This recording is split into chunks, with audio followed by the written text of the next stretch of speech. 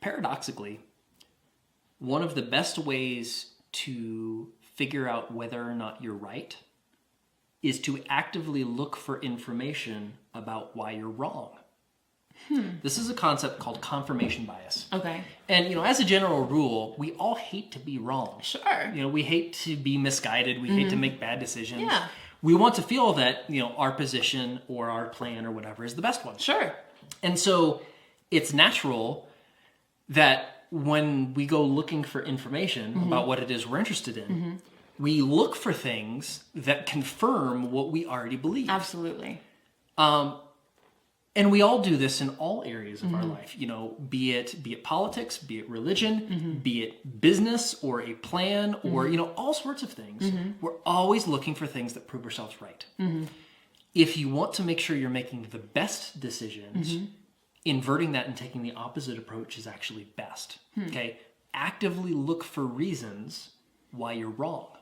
Okay? Because if you're constantly looking for things that reinforce the worldview that you already have, Right. or the plan you already have, or the decision you've already made, Sure, you don't grow. you don't grow, you don't learn anything. Yeah. You can actually learn much more. Even if you ultimately keep the same position or the same plan or the same decision or whatever, you learn much more about the benefits and the drawbacks of what you're doing if you actively look for things that have a chance of disproving you. Absolutely.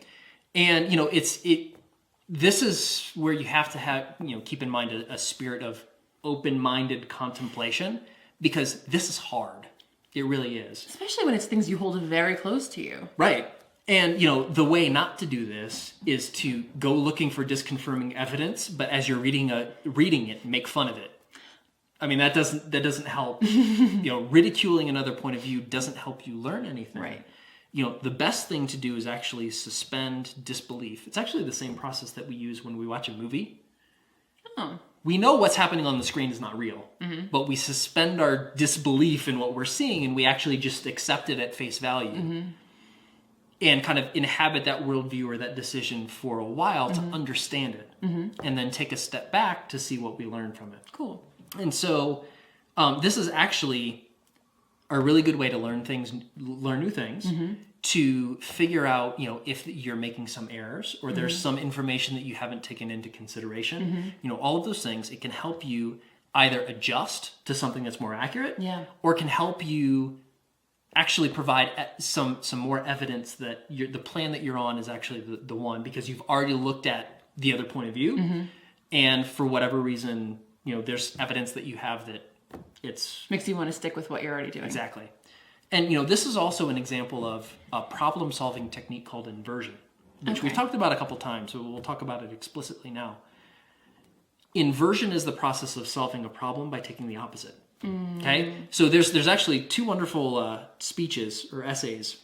One was by Ben Stein, Yeah. and the other is by Charlie Munger. Okay. And, there's the whole, big nebulous question of what does it mean to be a success? How are you to become a successful person? Yeah. And a way of inverting that question and looking for disconfirming evidence is, how can you be a complete and utter failure? Okay. If you were going to do that, how would you go about doing that? Nice. All right. And you can actually learn a lot by looking at the alternate approach, or by inverting it, or looking for disconfirming things. Okay. And so probably the worst thing that you can do is to, first, always assume that the positions that you have, the plans that you have, the goals that you have, the things that are important are by definition the right ones.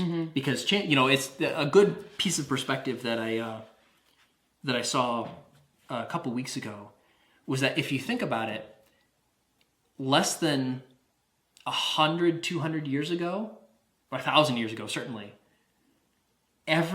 almost everything that people believed as true was absolutely, completely, and utterly wrong. So, just think about what medicine used to be like 5,000 years ago. Yeah. Like, whoa. Yeah, it's like bloodletting and garlic and but it's like we knew so little back then, and so it's easy to think of, right now there are probably things that we're wrong about too. Oh yeah. pretty much certain. And so if you take that position of you can be wrong and look for disconfirming evidence, things that could prove you wrong, that's how you end up learning a lot more about what your positions are, and it helps you make better decisions because you have far more information to make a good decision with. That is confirmation bias.